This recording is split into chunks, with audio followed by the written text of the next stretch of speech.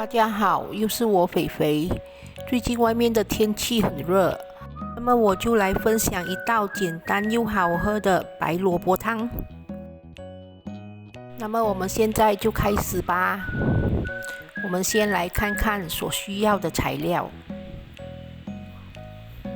白萝卜400克，鸡肉300克，小鱿鱼干4条，红枣小粒的10粒。首先，我们把鱿鱼干用水把它浸泡一下，让它变软，然后我们就可以拿去洗，把它洗干净。洗干净过后呢，我们就可以把它切小，切成一条一条。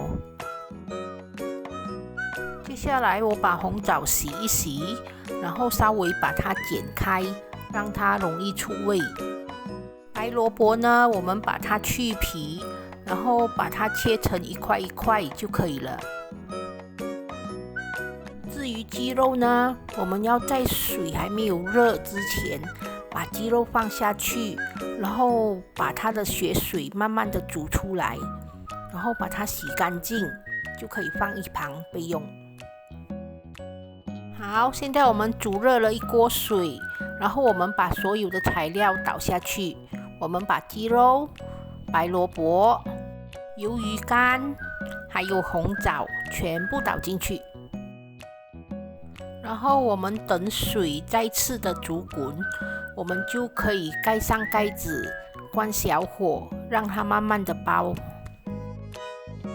我是煲了大概40分钟，煲到鸡肉也软了，萝卜也透了，红枣和鱿鱼干也够出味了。接下来我们就可以下调味料。至于调味料要下多少呢？你们可以根据你们自己个人的口味。我是下了大概1茶匙的盐。好，我们让它再煮一煮，然后我们就可以关火上碟了。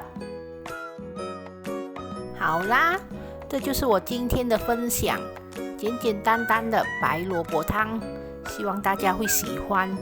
大家要记得帮我点赞、留言、订阅和分享哦，谢谢大家。